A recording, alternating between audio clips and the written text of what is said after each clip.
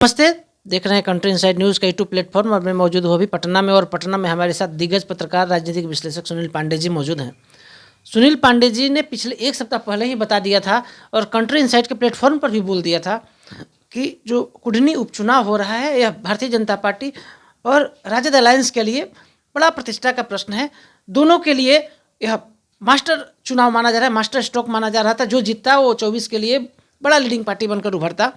Sir से हम समझेंगे दोनों पार्टी के लिए, राजद अलायंस और बीजेपी अलायंस। राजद अलायंस इसलिए कि अब राजद बड़ी पार्टी है, नीतीश कुमार का आधार घट रहा है, राष्ट्रीय जनता दल का आधार बढ़ रहा है और राष्ट्रीय जनता दल के जो वोटर हैं वह नीतीश कुमार के साथ तो काम करने के लिए तैयार हैं, लेकिन नीतीश कुमार का जो वोटर्स है वह भारतीय जनता पार्टी के साथ जुड़ना शुरू हो गया है और उस पर कुढ़नी में मुहर लग गया है। सर से हम समझेंगे कि सर कुढ़नी जीत को आप सर किस रूप में देख रहे हैं? सर कौशलेंद्र, सबसे बड़ी बात है कि हमारी तरह दूसरे विश्लेषक भी अभी तक बिहार के मिजाज को पूरी तरह परख नहीं पाए। मैंने कहा था कि जिसके आधार वोट में सेंधमारी ज़्यादा होगी उसकी हार होगी, लेकिन मैं यहाँ गलत साबित हो गया। वीआईपी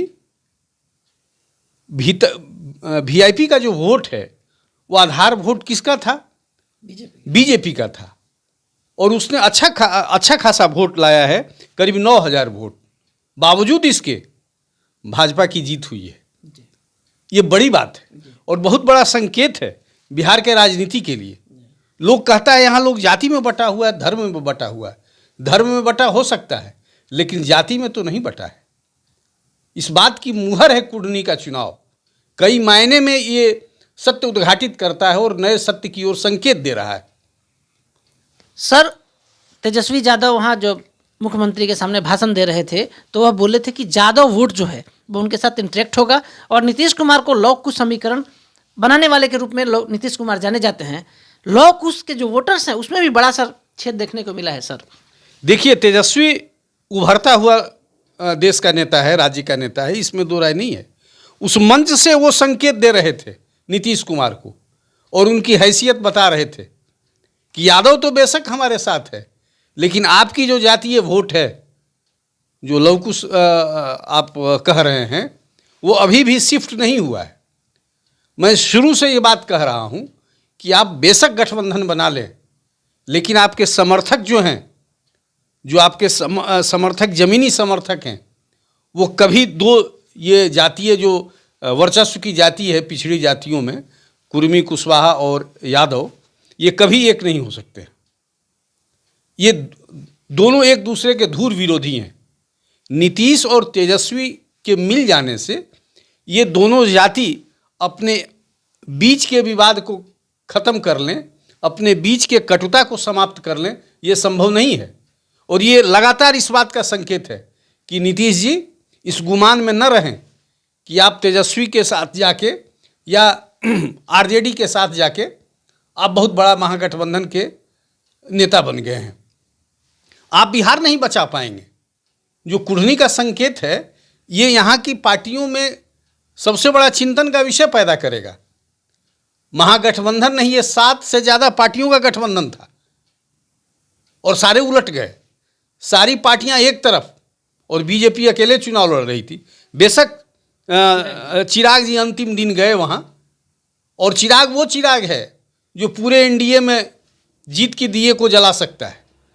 मैं पहले भी कहा था छोटी जितनी पार्टियां हों उसको एनडीए को अपने तरफ लाने की ज़रूरत है।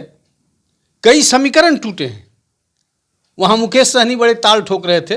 मैंने पिछली बातचीत में भी कहा था, सन ऑफ मल्ला, ये इनका भद पिट गया है।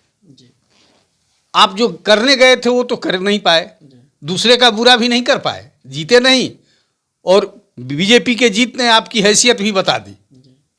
तो ये कई मायने में खास है। मैंने लिखा है कि आपके कुढ़ने से कुढ़नी चली गई।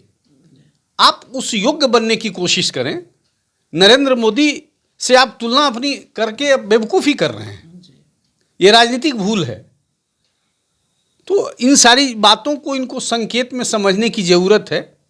और मैं फिर बता रहा हूँ कि कुढ़नी का चुनाव परिणाम बिहार की जो मौजूदा राजनीति है इसमें कुछ न कुछ खेल दिखाएगा। आज के जो बयान आ रहे हैं, जैसे हमने आपको पिछली बातचीत में कहा था कि उपेंद्र कुशवाहा शिखंडी हैं बिहार की राजनीति का, आज फिर उसने अपना स्टेटमेंट उन्होंने दिया है।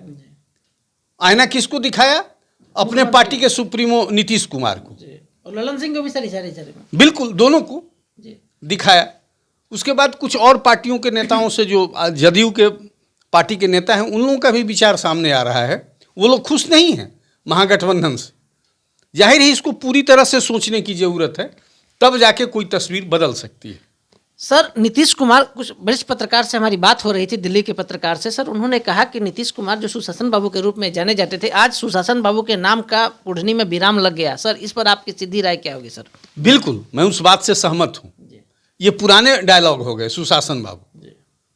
सुशासन का तो कोई साक्षी ही नहीं मौजूद है। हर दिन लूट हो रहे हैं, हर दिन अपराध हो रहे हैं। मैं यह नहीं कह रहा हूँ कि पहले अपराध नहीं हो रहा था या अपराध शून्य कोई राज्य है देश में, लेकिन इस तरह से एक जो बल मिला है अपराधी वर्ग का, ये चिंताजनक तो है ही। लॉ एंड ऑर्डर बिगड़ा है, घटा है।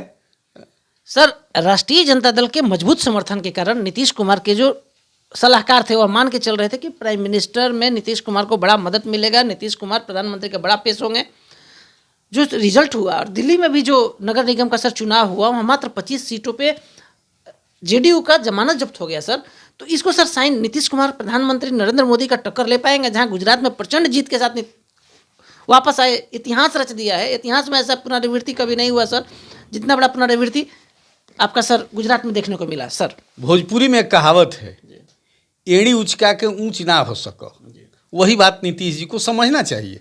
मैं इनको, मेरी तरह कई लोग इनको बड़ा सुलझा राजनेता मानता था, आज भी मैं मानता हूँ। लेकिन भ्रम यदि आप पाल लेंगे, हाथी पाल लीजिए, घोड़ा पाल लीजिए, सब कुछ पाल लीजिए। सर यहाँ पर मैं रोकता हूँ, नीतीश कुमार के जो सलाहकार हैं, लोगों का मानना है कि जब से आरसीपी सिंह उनसे हटे हैं सर, वो भ्रम उनको लोग दिग्भ्रमित कर दे रहा है। सर आप बताएंगे सर, नीतीश कुमार को स्पष्ट कंट्री से डिजिटल प्लेटफॉर्म से सलाह दे। सर देखिए, इस बात से मैं सहमत नहीं हूँ। आरसीपी भी दूध के धुले नहीं है। आरसीपी टैक्स से ये राज्य बदनाम रहा है। आरसीपी भी वही काम कर रहे हैं जो ललन सिंह कर रहे हैं। मैं बार बार कहता हूँ, वो आईएएस थे और ये पॉलिटिकल आईएएस हैं ललन सिंह। इन दोनों का जमीन के कार्यकर्ताओं से कोई मतलब नहीं है। ठीक है, आरसीपी टैक्स जैसा ललन सिंह पे कोई दाग नहीं है, लेकिन ये बड़ा ये कहना कि आरसीपी के रहते नीतीश जी सुरक्षित थे, ऐसा मैं नहीं मानता हूँ। आरसीपी जिस दिन से नीतीश जी के साथ मिले, उसी समय सामान्य जनता से नीतीश जी दूर हो गए। ये हर कोई समझदार यहाँ का जो व्यक्ति है ये आपको बता सकता है। इसलिए ये कहना बेवकूफ़ी होगी, बल्कि नीतीश जी को अपने पूरे सोच पर एक बार फिर से सोचने की ज़रूरत है। ये मैं जरूर आग्रह करूँगा उनसे। आप सुन रहे थे राजनीतिक विश्लेषक सुनील पांडे जी को। मुख्यमंत्री नीतीश कुमार को सीधे सीधे इन्होंने सलाह दे दिया कि नीतीश कुमार जिसके लिए जाने जाते हैं, सुशासन बाबू के रूप में जाने जाते हैं, पुनः उनको एक बार बिहार की जनता से मिलने की जरूरत है और जनता से डायरेक्ट साक्षात करने की जरूरत है। सलाहकार से अगर दूर नहीं होंगे तो जैसा पत्रकारों का मानना है कि नीतीश कुमार के सुशासन के नाम के साथ साथ जेडीयू पार्टी पर भी विराम लगने की संभावना मानी जा रही है और लोगों ने के द्वारा जताई जा रही है। हमारे कैमरामैन सन्नी मिश्रा के साथ कौशलेंद्र, पटना से।